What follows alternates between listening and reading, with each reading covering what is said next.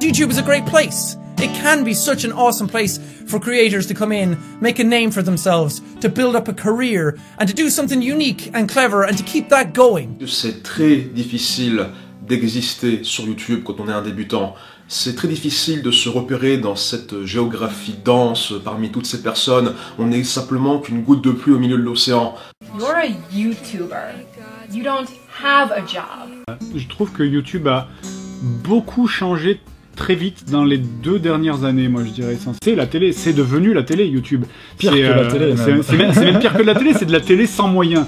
YouTube n'est pas une machine à fabriquer des histoires. YouTube est une machine à fabriquer des stars. Le public veut se sentir proche de son YouTubeur favori, il veut le considérer comme un de ses potes intimes. Et paradoxalement, c'est aussi la faute des gens. C'est les gens, ils ont... Bah la loi de l'offre et la demande. Exactement, c'est la loi de l'offre et la demande. C'est quand on dit oui, ces connards de youtubeurs qui font des vidéos sur Down Spinner, mais non, c'est les youtubeurs, ils se mettent à faire des vidéos Down Spinner parce qu'il y a des connards pour les regarder, quoi. Et c'est ça qui est fou. C'est ça qui est Après, c'est triste, vrai que même. les youtubeurs ont aussi leur part de responsabilité, Oui, parce qu'ils savent forcément marcher. Donc voilà, ils font telle vidéo en sachant qu'elle va marcher, quoi. Ouais. Ils parlent d'un sujet sans pour autant aimer le sujet. Il vous prendra tout ce que vous aimez. Ça va vous bouffer.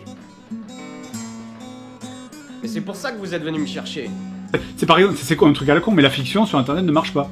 La Ah fiction, oui, les web-séries, tout ça. Les web-séries, ça ne marche pas. La fiction ne marche pas. C'est décourageant. Oui, même t'as l'impression que presque le travail ne marche pas. Je vais te préparer, William. Te préparer et t'endurcir. Parce qu'ils allaient te bouffer là-bas. Ils allaient te bouffer comme ils m'ont bouffé. C'est fou, mais ça encourage pas à faire de la qualité, quoi. Vraiment, tu te dis, mais pourquoi faire, quoi? Pourquoi je m'emmerde? Clairement. Pourquoi je me ferais chier à mettre des jours, des semaines à investir du pognon et du temps, de l'énergie, de la passion dans un truc, alors que juste tu vas allumer ta webcam pourrie et péter dans un bol et ça fera plus de vues. Plus que jamais, et ces 2 dernières semaines me l'ont montré, j'ai juste envie de faire ce que j'aime sur YouTube. Si je veux écrire, créer, imaginer, il faut que je fasse pour moi, pas pour l'amour éphémère et factice d'un public sans visage. Tu vois, quand les vers mangeront nos corps, il restera que ce qu'on a créé.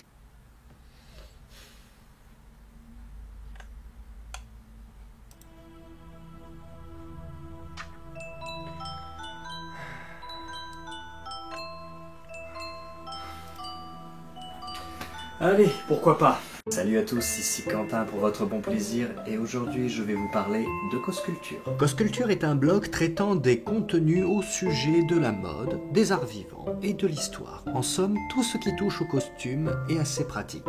Le but est de lier ces 3 grandes disciplines à travers des réflexions, qu'elles soient culturelles, médiatiques, historiques ou même sociologiques. Cela peut aller de la mode conventionnelle au look des jeunes urbains en passant par la création d'un costume de scène ou d'un costume de film. Depuis 1 an, j'écris des articles selon plusieurs mots d'ordre. Du costume, de l'art, des sciences humaines et du plaisir. Car quoi qu'on puisse en dire, le costume reste un élément phare de notre société qui en dit beaucoup sur nous et sur ce qui nous entoure. Il peut autant parler de notre façon de voir les choses que de la façon dont notre société est régie. Elle nous sert de moyen de repère, que ce soit dans la vie de tous les jours ou dans le milieu du spectacle. Le fait de porter un vêtement peut déterminer bien des aspects, notre sexe, notre appartenance sociale, notre humeur, nos opinions, nos loisirs, notre travail et même l'image que l'on voudrait se donner.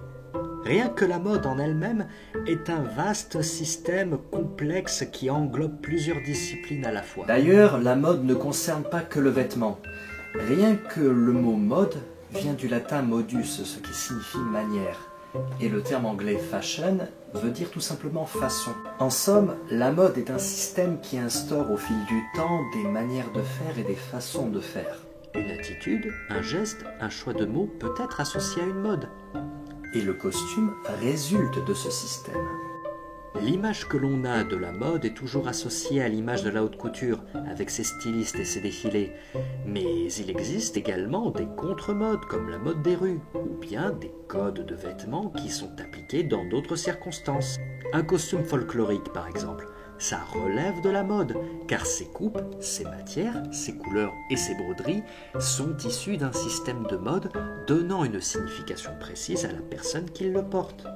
Écrire des articles me permet donc de mieux réfléchir sur ce sujet, mais j'avais envie de l'aborder à travers un autre média. Étant pris d'une gaillarde soif d'aventure, je partis de ma tranquille comté perdue au fin fond de la blogosphère afin de m'aventurer dans les terres de la création vidéo. Tout en continuant d'écrire des articles longs et complets, je vous proposerai des vidéos de réflexion et de vulgarisation, mais également des reportages et des interviews toujours dans ce rapport entre le vêtement et ses pratiques. Vous pouvez me suivre sur Facebook ainsi que sur Twitter.